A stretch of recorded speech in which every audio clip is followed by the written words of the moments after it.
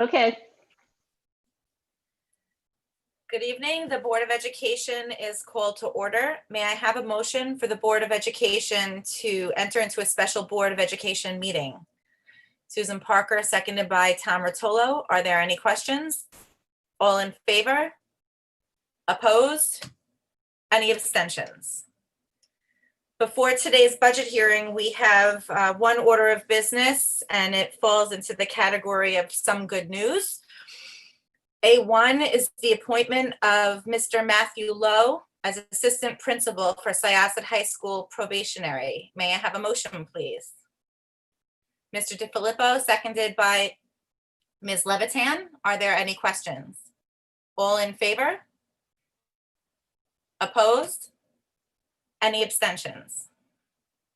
Congratulations, Mr. Lowe. You're a fantastic addition to administration. We wish you the best on what is a well-deserved promotion, and we are excited for you to get started with this new chapter here in your career at Syosset. And I'll just add my voice to Tracy's and congratulate you on choosing to go down the path of school leadership. I won't promise you that it's going to be easy work, but I will promise you that it's going to be very rewarding work because you're going to be in a position where you can influence even more young people than you already do, and you'll be able to influence them for good, and that will last their lifetime. So I wish you the best of luck in this new position. Obviously, you've served us very well already, and we have a lot of confidence in you, Matt, so congratulations.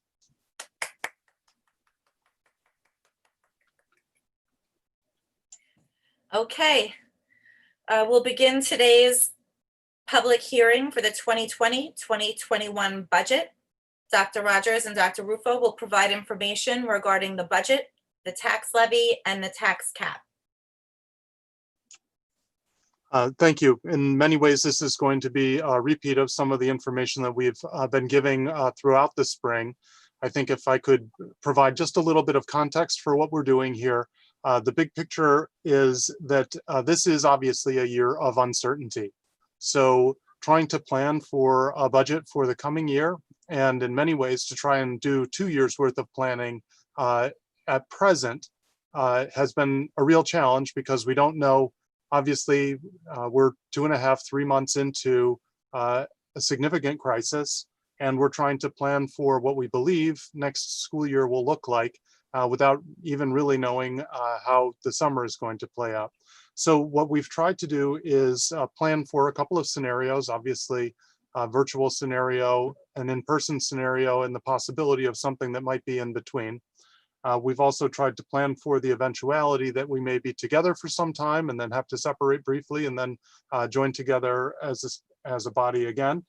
And we have been working against a backdrop where the state has its own uncertainties in terms of its revenue, and the state's uncertainties undoubtedly will be passed along to us if they turn unfavorable. And so we've been trying to preserve our agility to be able to deal with not only what the circumstances and environment may bring, but the agility to deal with a financial climate that may change on us in the middle of the year, which hasn't happened to schools since 1990. So despite all of this uncertainty, every school district is facing the same uncertainties that we are. And we are all trying to preserve as much agility to deal with these uncertainties as we can, while still delivering the same great program that our families and parents expect. So what have we done specifically? And then Dr. Rufo will go into more of the nitty-gritty. But what we have done specifically is we have made some proactive cuts in this budget. We've reduced a number of positions. Dr. Rufo will go into that in more detail. We've had the ability to reduce some of those positions because we've lost some enrollment. And we've also made what I think are some smart decisions about merging some positions. And you saw evidence of that tonight with the appointment of Mr. Lowe as an assistant principal. There were 2 administrative positions that were eliminated and combined into a single position, the position that he's going to now occupy. We've left a number of positions unfilled due to retirements. And what we'll try and do is, in the coming year, watch very closely what's going on with the state. The Governor Cuomo was in Washington today advocating for more state aid that is necessary to keep our state budget in balance. And as long as the state budget remains in balance, our Syosset budget, our fiscal plan will remain sound. So it's very important that Governor Cuomo is successful in that effort from the perspective of the school district budget. And we also recognize that this is a crisis that has affected families. And we wanted to be as sensitive as possible to the burden that families are facing. And so we have proposed a budget that has a tax levy increase that is $3 million below what would be otherwise permitted by law. And half of that increase is money that we have set aside to deal with the COVID crisis and whatever plans we may need to make for the fall. So it is a very lean budget. It is intentionally a very lean budget, but it is a budget that nevertheless is able to preserve our programs for our young people. So with that as the backdrop of the challenge that we were facing going into this budget season in March, I'll turn it over to Dr. Rufo to go through the specifics with you. And Dr. Rufo, before you begin, I just want to make sure that we stand for the Pledge of Allegiance, okay? I pledge allegiance to the flag of the United States of America and to the republic for which it stands, one nation, under God, indivisible, with with liberty liberty and justice for all. Thank you.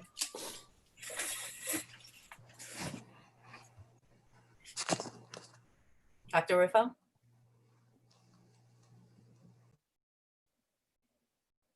You. Oops.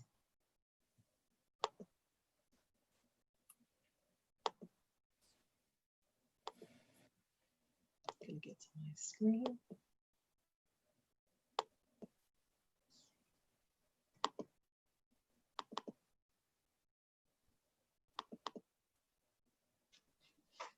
Can you see my presentation? Yes, Okay, and you can hear me? perfectly. Okay, great. Then good evening, everybody, and welcome to Syosset School District's budget hearing for the 2021 budget. This is the 5th presentation we've done on the budget, and we've gone through all the line item detail in previous meetings. The budget was adopted by the Board of Education at the May meeting, and this evening we're going to go through some of the budget highlights. If there are questions regarding the budget, you can email to budget@syossetschools.org. All of the detailed information and previous presentations are also posted on the district's website.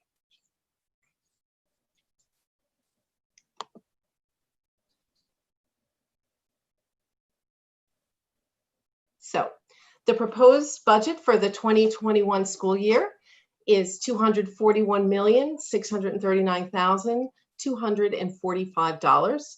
It represents a 1.97% increase over the prior year's budget. The district's calculated tax cap that I went over in depth in prior presentations is a 3.23% increase. However, the district's proposed tax levy increase is 1.7%. This diagram shows the highlights of the budget on a variety of different areas. If we go to the upper left-hand corner, we can take a look at some of the programs, the programmatic detail that shows some of the programs that are included in this budget. Most importantly, this budget preserves all of our current academic programs and services, including all athletics, arts, and extracurricular activities clubs. It continues to support district initiatives, district-wide initiatives such as instructional technology, professional development, that enhances our learning environment, and it also supports the social, emotional growth and learning of students. Right below that, you have the operational programs and projects that are included in the budget. And primarily, this is the capital projects and building maintenance And you can see, looking through those, that most of them provide support for a safe and healthy learning environment. And the capital projects that are included really are also supporting health and safety. We're continuing our investment in security equipment and security personnel that we began over the last several years. We are continuing our repairs and replacement of critical HVAC ventilation systems in our buildings, paving projects. We're replacing a generator to ensure continuity of operations. And we have resources for protocols, cleaning protocols in response to the coronavirus pandemic. In the upper right-hand corner, you have sort of the broad fiscal highlights. And I think, as Dr. Rogers said, one of the important things that we wanted to make sure we had in this budget was agility or flexibility that would enable us to respond to the uncertainty both in our economic environment as well as our learning environment. So along with that, we have included an allocation specifically for COVID-19 related expenses. We've also included flexibility for potential reductions in state aid. Part of that was making sort of cuts both in staffing, we'll go through those, and in deferred maintenance and operations to put us in a better position in the long run, considering reductions in state aid. And again, an important factor is that we continue to use our reserves and more this year, almost about 9 million, to support and keep down the tax levy and keep it stable. Finally, on the bottom right, we have our second proposition, which is the Capital Reserve Fund. This is the establishment of the fund. It doesn't have an impact on the tax levy. It is the vote to establish the fund. Similarly, we did something similar with our 2014 Capital Reserve. The fund enables us to save money over time, and it avoids or lessens the amount of funds that you would have to borrow. And of course, spending from the reserve requires voter approval. Wanted to just take 1 minute or so to just stay on this slide. This is, let me move this out of the way. Oops, sorry. This shows the history of since 2012-13, which is when the tax cap was enacted. This shows the history of Syosset, both in terms of the calculated tax cap, which is the darker line, and then the light blue line, which shows the actual tax cap amount.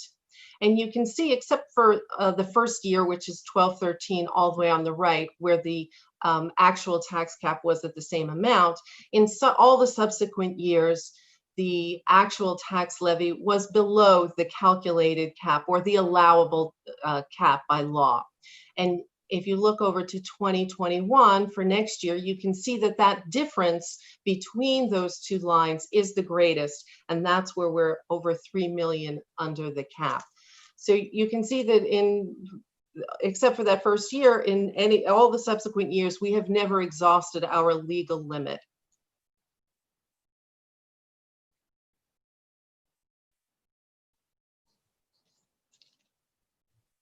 This presentation, this is a summary presentation of the budget, and the state required 3 parts, which is administrative, capital, and program. And you can see that overall, the administrative component is down by about 2%, primarily attributable to what Dr. Rogers was commenting on in the beginning, a reduction in administration. The capital portion of the budget shows an increase, primarily driven by our debt service, capital projects, and our ongoing investment in security. And then our program component has an increase of about 1.47%, driven primarily by the allocation for COVID-related expenses, as well as some staffing shifts.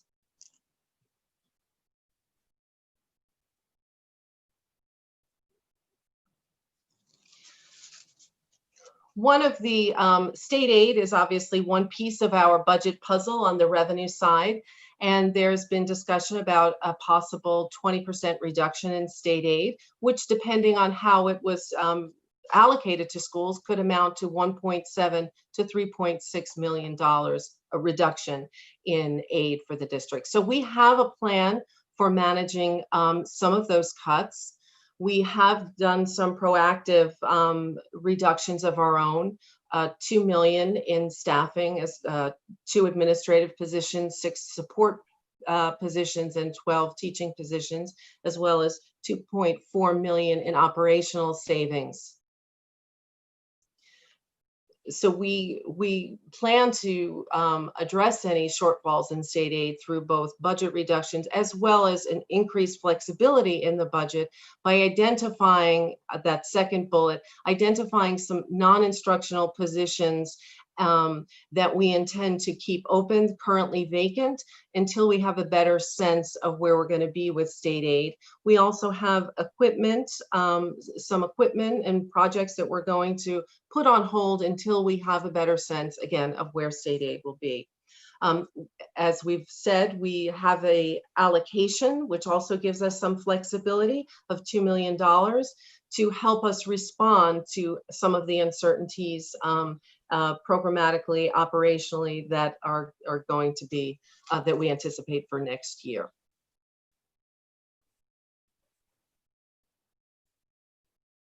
And we will continue to use our reserves to support the budget and to stabilize the levy and bring down the levy.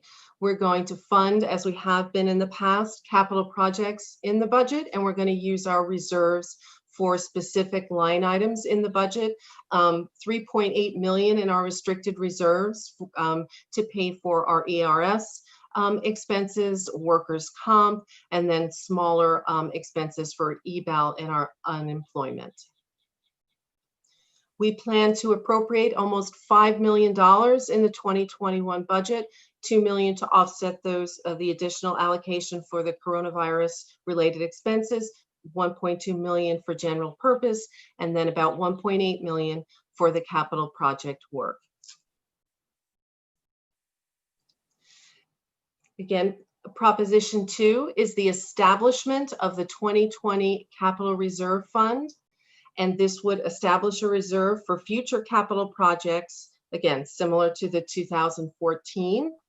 Just wanted to, again, highlight some of the advantages of a capital reserve. It reduces our borrowing costs for capital projects. It enables us to save over several years instead of making a large expenditure in 1 year. And then any spending that we do from that reserve will require voter approval. Budget information is available on the website. All the presentations, the budget detail, as well as these documents, which are going to be arriving at home. On the left is the budget brochure, as well as the required school budget notice. Again, the email address for questions on the budget is also up there. And I'm going to end with where I began, with this document that highlights the school district budget for 2021. And I think Dr. Rogers, I'll turn it over to you for questions. Right. Ms. Frankel, do you or the board members have questions for myself or Dr. Rufo? Anyone? Chris DeFilippo has a question. Yes, the questions I have a couple questions. One is, during the current school year, we accepted a $1 million amount of money from one of the builders, which was brought up at the board meeting. So Dr. Rufo, was that just put into the overall general fund? I mean, you know, surely that $1 million now helps and could offsets that possible potential 20% cut in state aid. Yes, the $1 million was an additional revenue source. Yes. Okay. And the other question I have is,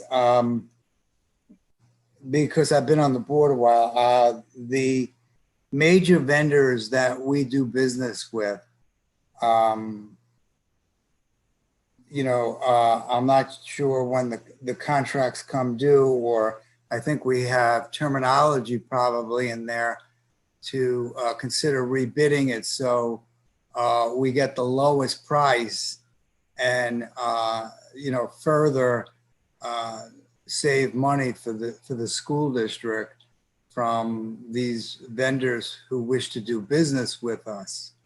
And I think it would behoove us to do something like that sooner rather than later, because there's talk of anticipation of a big boom in the economy.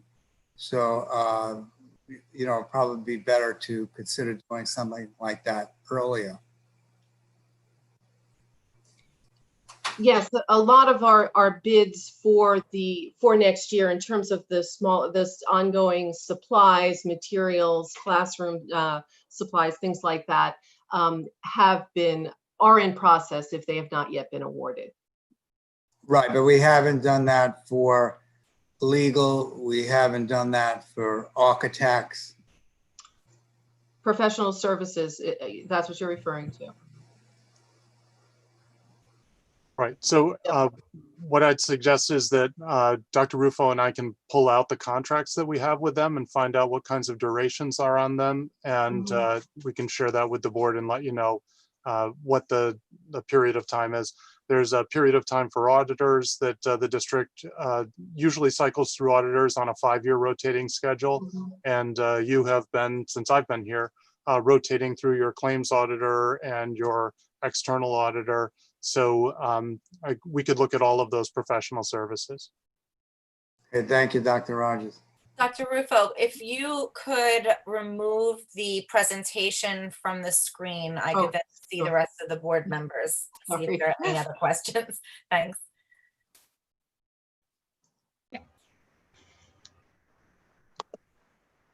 There we go. Anna Levitian. Yes. Hello? Can you hear me? Yes. More of a clarification for the public, because partially it was answered in the presentation. So essentially, you administration put together a sound budget with an increase of 1.97%, which is, obviously translates into the levy that is increased by 1.7, which is roughly 3 million under the cap, which is amazing. But it's still an increase of a 4 million over last year. Can you just please clarify to the public one more time that what the biggest cause of that increase was? And should state aid not come through, do we have room for more cuts? Thank you. So of that year-to-year change of about $4 million, half of that is $2 million that we put into the budget so that we would have some flexibility to deal with COVID in the fall. So the state is coming out with guidelines for how schools will reopen in the fall, but those guidelines will not be available until June sometime. Obviously, you and we had to put together a budget prior to those guidelines being available. So what we did was we put this lump sum of money into the budget, and once the guidelines are out, we'll have a better sense of how we'll allocate it. So that's half the increase, and the remaining amount of the increase is less than 1%. And that's well below the CPI. So the school district, of course, has inflationary costs like every local government entity does. And the way we've been able to come in under the CPI is by reducing the positions and cutting a number of positions in the staff. As Dr. Rufo mentioned, 2 administrators, half a dozen support staff, and then about a dozen teachers. Thank you. So we budget for that $2 million, but we don't necessarily have to use it depending on how much state aid we get, correct?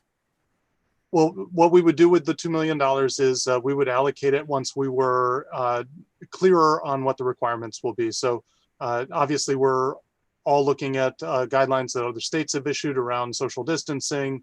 Dr. Rufo mentioned more rigorous cleaning protocols more frequent cleaning protocols. We may need additional staff in order to be able to do more frequent cleaning throughout the day. So without knowing exactly what we're going to be asked to do, how much personal protective equipment we may have to buy, masks, gloves, etc. So what we're trying to do is preserve our flexibility so that when that guidance comes out, we'll be able to use that money. The state aid is on the revenue side of the budget that supports the overall spending. And so we have revenues and expenditures that right now are in balance. And so if it's not necessary to spend all of that $2 million, it will be left over at the end of the year. And if you choose, you can take that money and use it to reduce next year's tax levy. Very good. Thank you. Are there any other questions? Chris Ulrich? Yeah, thank you for the information. One question I have is, I know we're using some of our reserves to help keep the tax levy down this year. After we do that, how much are we left with in reserves? And should all the funds come through from the state that we would hope would come through, are we able to replenish the reserves to make sure that we have them for the future? Yeah, I'll let Dr. Rufo, because it was on one of her slides, answer the exact question on the reserves. But what we do every year is we replenish the reserves that we use. So, and we've been able for the last several years to always replenish the reserves. So our overall reserve balance has not gone down, it's stayed level. So our hope would be to replenish those reserves again at the end of this school year so that the reserve level overall has not gone down. And then obviously if there is a reduction in state aid mid-year, we'll come back to you with some options and choices for how to manage that particular adverse condition. And then we'll talk through what the pros and cons are of those options. But our goal with this budget, as it has been with the previous budgets, is to stay well under the cap and to do so without exhausting our reserves. Susan And Dr. Parker? Rufo's specific number? Yeah, Sorry no, about that. I think you answered the question. We plan to replenish. We talked a little bit in a prior presentation about some savings that we have this year from essentially not having full operations for the last quarter. So some of that also will be used to replenish. Right. It's the overall balance is 26.2 million. It's Oh, yes, in the when this restricted is- reserve, yes. when this is presented, it'll be slide 10. This will be posted on the website for anybody watching. Great, thank you. You're welcome. Susan Parker? I know that since we don't have an audience to the public like we typically do, we had told people that they could email in questions and they would be addressed tonight. Did we get any questions emailed? We do have some questions, and once the board is done with their questions, I'll go through these in sort of summary form. But what we've done is we've created a Q&A document, and after tonight, we'll post that Q&A document on the website. Okay, because somebody had asked me a question to ask, and so I'll ask it, and if you already have it, then that's great, because I didn't want to give the answer on behalf of this, because I might not have gotten all the details right. And her question was really in light of the fact that the physical buildings have been closed for 2 months, don't we have savings of air conditioning or some certain utilities and extracurricular activities that didn't take place? And so is that savings, where is that savings reflected? And should we have that balance going forward into next year's budget? Right. So the answer is yes. We had some savings. We also had some costs. We had to do major cleaning of one of the buildings. We have incurred additional cleaning costs. We have been managing some of the staffing challenges. So there is a little bit of netting out, but yes, there will be, we anticipate funds remaining at the end of the year. Those are the funds that are being appropriated into the proposed budget year, the 2021 year. And those are the funds that are allowing us to keep the tax levy lower than the year-to-year budget increase. And they're also being used to underwrite the cost of this $2 million COVID lump sum that we've put into the budget. So the money that we saved because of COVID, we're going to use to pay for the costs of COVID later. Andy Feldman? Thanks for the presentation, Dr. Rufo. Just a quick question. I know, Dr. Rogers, you're in touch with the State Education Department often and other superintendents. I was just wondering, is there any indication as to when we'll find out which form of aid the 20 or potential 20% cut might be applied to? Yeah, the governor in his announcement back on April 1, when the state adopted the state budget year runs April 1 to March 31. They announced that they were going to have what they called 3 measurement periods. The first measurement period was going to end on April 30th. The second one will end on June 30th. And the last one will end on December 31st. And the governor indicated that at the end of each of these measurement periods, if the state budget was out of balance, then they may pass along the cuts that they're anticipating to school districts. So obviously April 30th has come and gone, and the state was telling us to anticipate some additional detail by May 15th. May 15th has come and gone and no additional detail was given to us. So I go back to where I started, which is to say this is a year of uncertainty. And I certainly don't fault the state for not knowing all the answers yet. We're all trying to work our way through it. The next measurement period will be June 30th. So that's the day before our fiscal year actually starts. So that will leave us with the most flexibility because we won't have started to go through the school year yet. Obviously, the most threatening time to make a cut would be December 31st because we'll be halfway through the school year and we can't go back and undo something that we had already done, for example. So we can't, if we are allowed to play sports, we won't be able to go back and not have the fall season. It will already have transpired, for example. Thank you. Tom Martolo? Yeah, so I have a couple of questions. So do we have money allocated for the changes in online learning that will occur in the fall? Yeah, so the online learning, sorry, I'm just making my notes. We anticipate that one of the things that we're going to have to do is provide our teachers with some better technology tools. Many of the teachers are trying to run classrooms from Chromebooks, and in some cases that has worked okay, but in other cases it's really not as powerful a tool as it could be. So one of the things that we're working on right now, and this goes back to the earlier question about savings in the current year because we weren't running in person, we are using a lot of those savings to purchase in the current year tools that teachers might need. Obviously, we don't want to purchase tools that won't be needed, but if we are in person, but we do think that better technology will not go to waste. Things like there are document cameras, and if you're familiar with these, they are a camera that allows you to project not just your screen, but project something that's on a table. So a teacher would be able to use a sheet of paper as a whiteboard if they had a document camera available to them. So it will be tools like that that let the teachers do their jobs a little bit more easily. And again, we want to make sure that we purchase these while availability is good. None of us wants to wait until laptops turn into the toilet paper of the fall. But on the other hand, we don't want to go out and purchase things that we're not certain we're going to need in the fall. So we're trying to calibrate that carefully. So is that also taking into account summer school changes for online learning during summer school? So the governor just made his announcement about summer school being not in person, being virtual. So the next thing that we're doing right now is we're trying to identify staff who will teach for the summer. And we're working on developing what the summer program will look like. But since it will be virtual, undoubtedly, all of those classes will be virtual. The two types of classes that we're certain to have in the summer will be remedial classes for students that need a certain course in order to graduate, and what's called extended school year, ESY.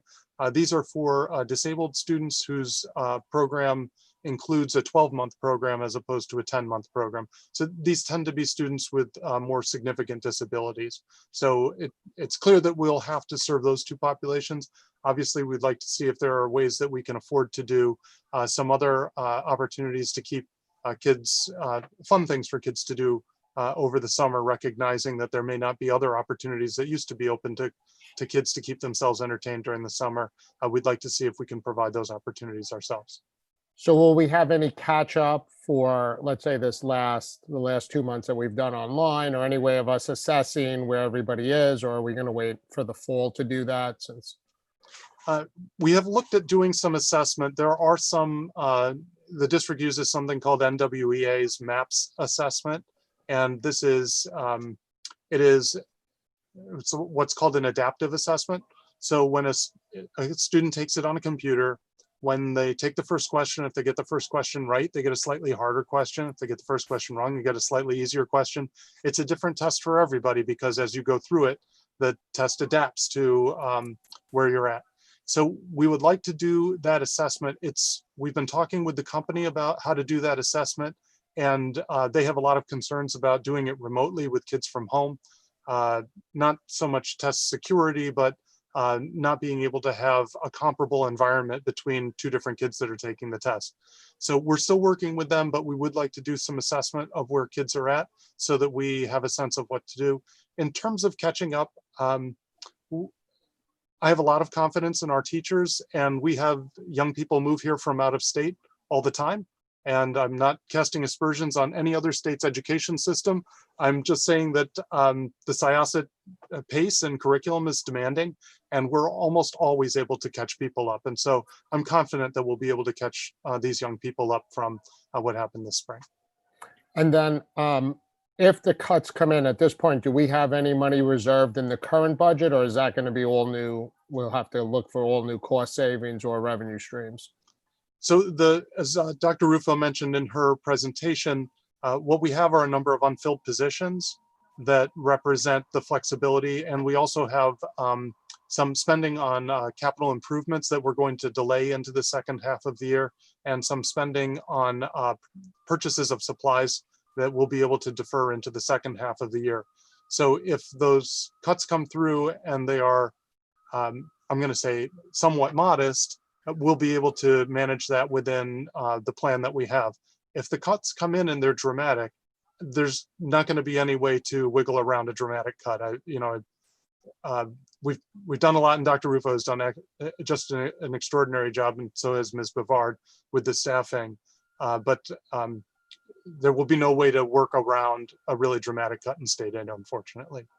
So at this point, can we exhaust all options of looking for additional revenue sources, grants, any other revenue sources that we could apply for? And then can we relook at all of our major contracts again to see if we can renegotiate them? Or obviously we're in crisis mode, so we'd have to look at everything. Right. If that happens, it clearly will be a crisis. We'll as Mr. DiFilippo asked, we'll certainly look at contracts now. And then, I'm sorry, I lost my train of thought. You had one other thought in there that I was going to expand on. Revenue sources, grants. Revenue sources, thank you. We're always looking at the expenses, but we also have. Right.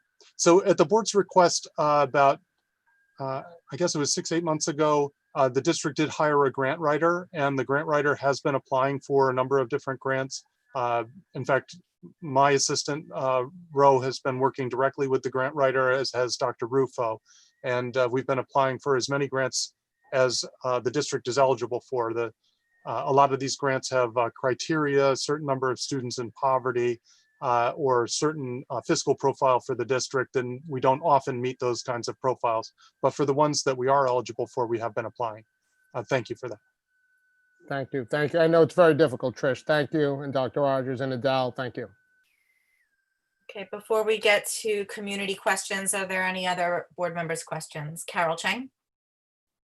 Thank you, Dr. Rufo, for that thorough presentation. Just a quick question. Due to the uncertainty of reopening school in the fall, and of course, opening school it's beneficial to kids' social, emotional well-beings. In the event that we'd have to do a hybrid or even just to continue distance learning, right now, which the district has been preparing for that. Or in the event that we go back to school, does the budget allow for example, additional busing or these or staff, additional staff hours. I know that the $2 million that's increased for the COVID, that's for cleaning or to the COVID related, but how about for busing? I know that's a big chunk of the expenses. Right. So we've thought of that money as being potentially allocated to any number of those things. So if there are regulations on how many students can be on a bus at one time, and we need to have additional busing runs, some of that $2 million may go towards paying for additional busing costs. So when we say it's unallocated, it really is unallocated. It could be cleaning, it could be buses, it could be buying additional technology for teachers to be able to deliver online instruction more fluidly. So it could be allocated to any of those things. We are anticipating that there are students who, I'm trying to pick a gentle word, but who may have been impacted by these 3 months away from school, by being in the climate of uncertainty that's created by, a global crisis. We're also planning that we may need to provide additional mental health supports for students in the fall. And so that's been part of our planning as well. And whether we're virtual or in person, we think that that's going to be a need that's going to exist no matter what. So we've been preparing for that eventuality as well. Anyone else? Rob Gershon? Yeah, thank you. So in terms of the budget, Dr. Rufo and Dr. Rogers, what is the district doing in terms of funding driver's education, given the uncertainty as to whether or not we can provide that going forward, since there's such close proximity between the students and the teacher who's giving the instruction? Right. So what has happened is during this crisis, the governor has reserved to himself the right to make decisions about what is and what isn't permissible. So we're periodically given guidance documents from Albany that describe what we are and are not allowed to do. The most recent guidance document on driver's ed came out at least a month ago. And at that time, it said that schools were not permitted to do driver's ed. So I have not seen a new guidance memo on driver's ed come out since then. And so my presumption is that we're not permitted to do driver's ed this summer. And that would line up with the governor's decision not to allow in-person summer school this summer either. So at some point, obviously, we'll want to try and provide students with an opportunity to make up that driver's ed. I just don't know when we're going to be permitted to do it. But that's a decision that's been taken out of our hands by Albany. Okay, community questions, please. Sure. So I'm just going to read through these thematically. So first question, what will happen if the budget doesn't pass? So in typical years, the board and the administration have the option of revising the budget and then submitting it for a second vote. This was not contemplated in the governor's order. So our presumption is that there is not going to be a revote if the budget does not pass. So what would happen is we would then move to what's called a contingency budget. And the contingency budget, after you do the calculations for Syosset, would result in an additional $3.4 million in cuts. So just as it would not be possible to work around a dramatic loss in state aid without having impact on program, it would not be possible to work around a contingency budget without having a significant impact on program. Does approving the capital reserve increase taxes? Dr. Rufo addressed this. No, it's funded through, just as we've done with the money that we allocated for COVID-related expenses, it's funded through unspent funds at the end of the year. What happens if the capital reserve proposition doesn't pass? Doesn't impact the budget. If the budget passes, it passes separately. The capital reserve is a separate proposition. If it doesn't pass this year, you, the board, may choose to propose it again in a future year. How will I know what capital reserve funds are being used for? Any future expenditure from the capital reserve also requires voter approval. And so when we've done that in the past, we've been pretty explicit about the expenditures. Are there sources of comparative data for school district budgets? School district doesn't maintain those sources, but the state education department does. So we'll provide some links online where people can find the resources that the state ed department has. School taxes, why do school taxes continue to rise? It's hard for seniors on fixed incomes. As I mentioned earlier, schools experience inflationary cost increases like every other entity. And the cap that we are required to stay under is linked to the consumer price index.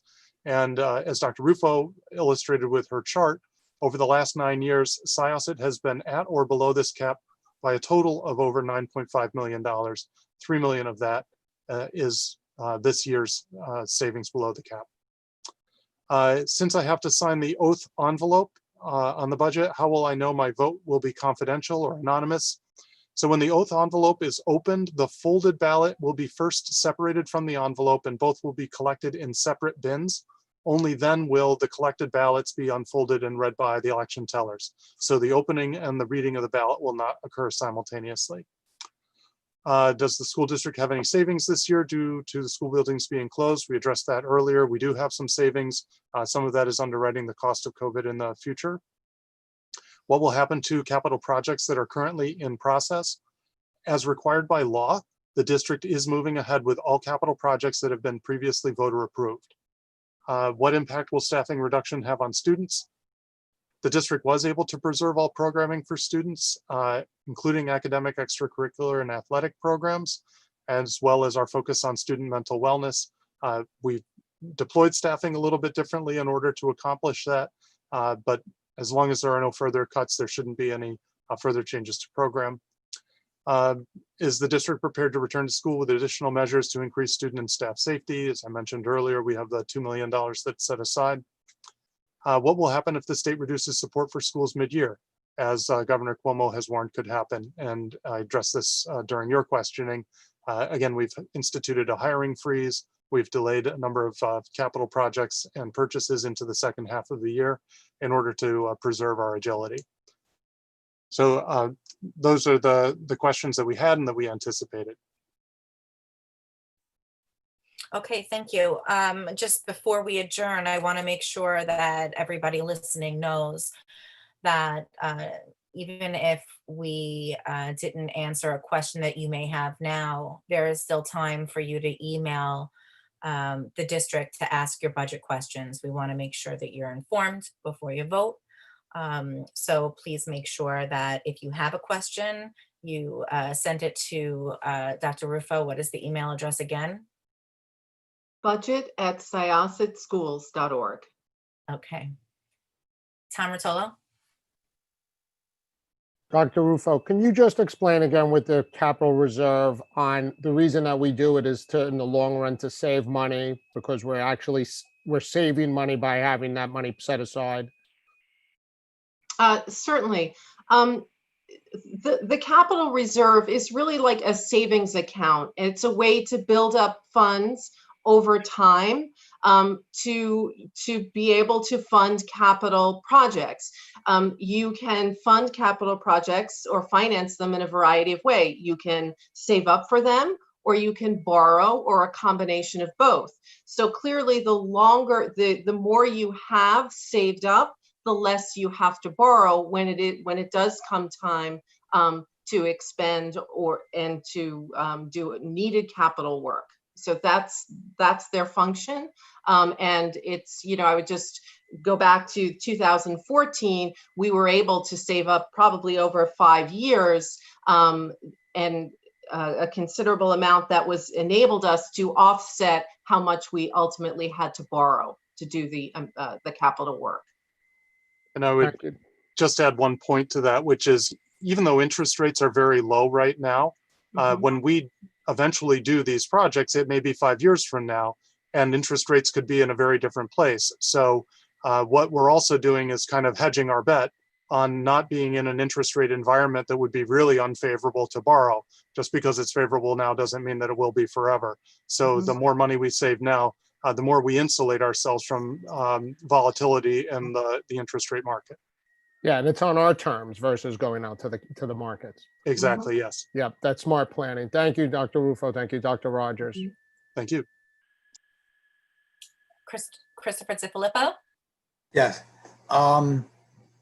Dr. Rufo, you recall last year we had on the proposition for security for a fairly large amount, several million. What was it? Was it 5 million? Correct. It was, okay. So what's the mechanics of that? Because the state and I'm sure you have the right answer, but I'm just curious because the state doesn't like school districts holding on to too much money because they could get in trouble for that. So what's the mechanics of how you, because we're not going to buy I don't think we're going to be buying the doors before by next month. You know what I mean? So how do you move that money around without it, causing a problem with the state education, and the controller's office? Yeah, first of all, the accountants, when we do our audits, they review all of our reserves and our reserve balances, and they look at what was voted on, any resolutions that were passed.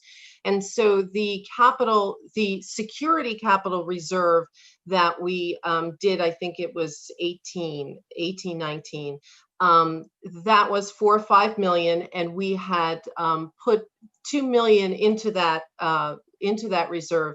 And then when we had the vote last year for the door project, the ballistic door project, that was part of the funding source. So that money gets moved because the voters voted for that into a capital project, and it sits there until it's used. But because there was the voter authorization, that is the point at which the money gets transferred to that project, if you will. Okay, thank you. There was one other question from Christopher Ulrich. Sorry, just to clarify, and I believe I heard, and I don't know if it was Dr. Rogers or Dr. Rufo, but the funding of the capital reserve, that is happening from surplus at the end of the year. I just want to clarify where that money is coming from, if any amount is going in. Yeah, it would come from unexpended funds at the end of the year.